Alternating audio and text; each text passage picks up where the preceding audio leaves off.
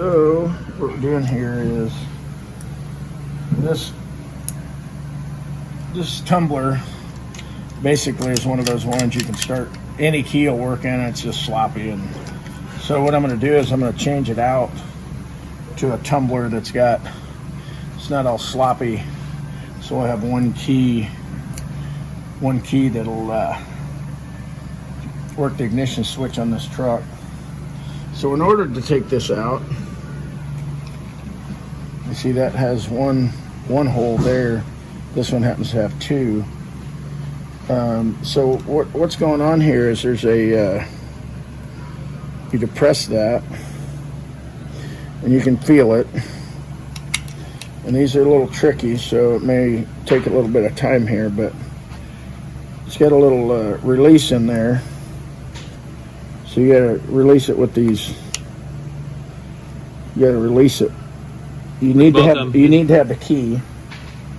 One, you need to have the key, and two, or you're supposed to have the key. I'm not saying you couldn't do it otherwise, but anyway, I'll monkey with this. It's not all video worthy, but I'll monkey with this so that we get this old tumbler out.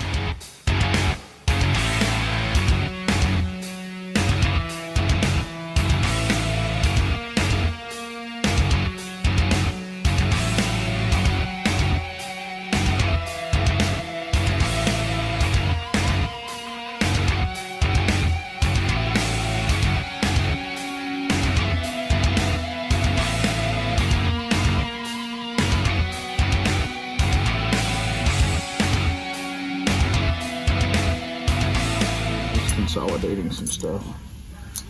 So this go. Yeah. This goes in the trash. So basically, my key has never worked. Actually, it works, and any key works, and a screwdriver works. So Tony's fixing that problem this morning, and he had all these different mechanisms that actually take their own key. That, you know.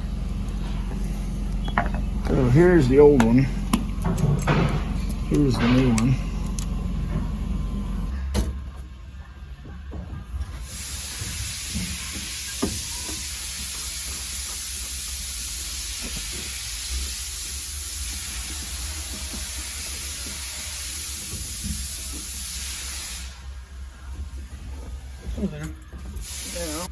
What you got there, man?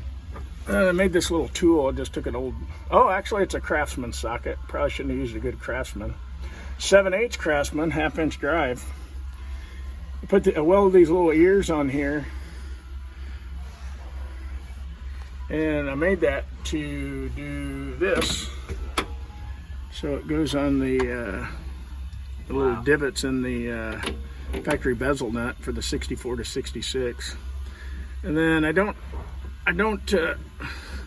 suggest putting a 1/2-inch drive ratchet in there, because you can do it by hand. That way you can get it off and on.